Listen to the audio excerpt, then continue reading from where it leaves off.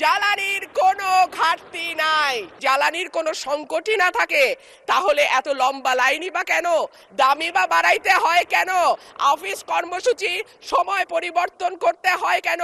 মাননীয় স্পিকার, কাদম্বরী মরিয়া প্রমাণ করিল যে কাদম্বরী মরে নাই।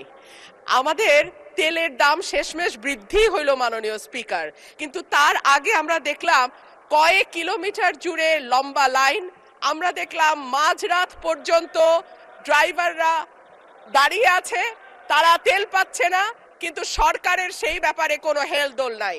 আশ্চর্য হয়ে লক্ষ্য করলাম মাননীয় স্পিকার, মন্ত্রীরা যখন সংসদে বক্তব্য দেন তখন তারা অবলীলায় বলেন বাংলাদেশে জ্বালানির কোনো ঘাটতি নাই, কিন্তু মাননীয় স্পিকার যখন তেল নিতে যায় তখন দেখা যায় 3 কিলোমিটার লম্বা লাইন। মাননীয় স্পিকার, সরকার সম্ভবত কিছু পদক্ষেপ গ্রহণ করবার ঘোষণা দিয়েছে। তার একটা হচ্ছে মার্কেট প্লেস 7টা বাজে বন্ধ করে দেয়া। চমৎকার সিদ্ধান্ত মাননীয় স্পিকার, তবে মনে রাখতে হবে কেনাকাটা বা শপিং যেটুকু হয় সেটুকু সন্ধ্যার পরেই হয়, তার আগে হয় না। 2 হইল অফিস আদালতের সময় বলে পরিবর্তন করবে।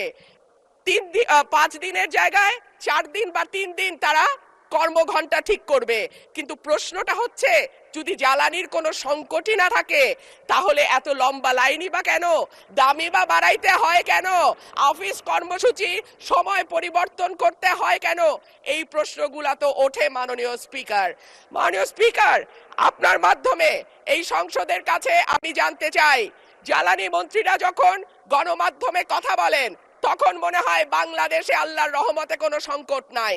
ওনারা যদি পরিষ্কার করে বলেন বাংলাদেশে বর্তমানে কত দিনের অকটেন ডিজেলের মজুদ আছে, কতদিন চলতে পারবে, পাম্পগুলো কেন পর্যাপ্ত পরিমাণ তেল পায় না,